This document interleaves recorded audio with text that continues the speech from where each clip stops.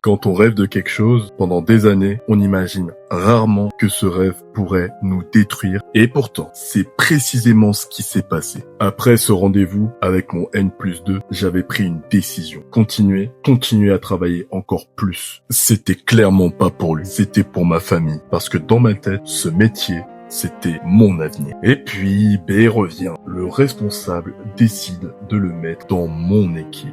Est-ce que tu réalises? En vrai, pour lui, ça devait être sans doute marrant. Mais pour l'image, c'est comme mettre Messi, Neymar et Mbappé dans le même club. Au final, il n'y a pas de trophée. Mais surtout, le pire, c'est qu'il sait pertinemment ce qui s'est passé entre lui et moi. Mais bon, il devait trouver ça divertissant. Tel un roi, avec ses bouffons. Les deux meilleurs vendeurs dans la même équipe, même s'ils se supportent pas. Le mec était clairement là avec ses pop-corn en train de regarder sa série Netflix. Donc je continue, je travaille, je fais mes chiffres, mais mentalement ça commence à devenir très très lourd. Parce que travailler avec quelqu'un avec qui ça se passe mal, ça épuise. Et tu sais quoi, le pire, c'est que beaucoup de collègues n'osaient rien lui dire par rapport à son comportement qui était problématique. Moi, j'étais l'un des seuls à lui répondre. Et forcément, ça crée des tensions. Un jour, une responsable me dit quelque chose. Je comprends ce que tu ressens avec B. Et là, je comprends que je ne suis pas fou. Elle aussi, elle avait vu son comportement. Et honnêtement, ça m'a presque rassuré. Mais malgré ça, je continue. Toujours plus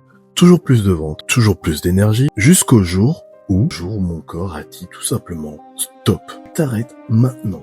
Je me rappellerai toujours de ce matin. Je me lève et j'ai une tête décomposé. Genre The Walking Dead, saison 4, avec les meilleurs zombies. Mal de tête, fatigue, je n'ai aucune énergie. Mais j'y vais quand même. Et là, une responsable me regarde. Ça va?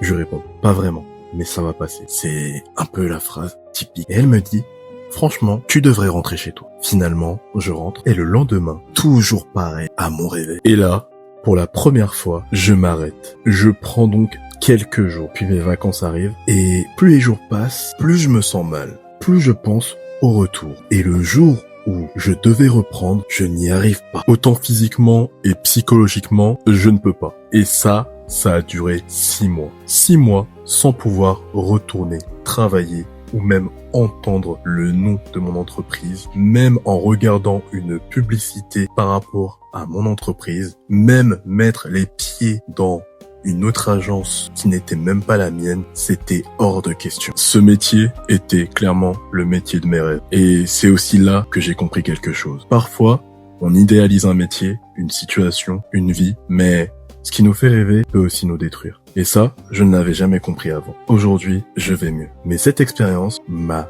changé. Et honnêtement, cette histoire peut aider, ne serait-ce qu'une personne, alors ça en valait clairement la peine. Et toi, qu'est-ce que t'en penses? Est-ce qu'il faut tout sacrifier pour ses rêves ou est-ce qu'au contraire, la paix mentale est plus importante? Dis-moi tout en commentaire et puis merci d'avoir suivi cette histoire. Prends soin de toi. Goodbye.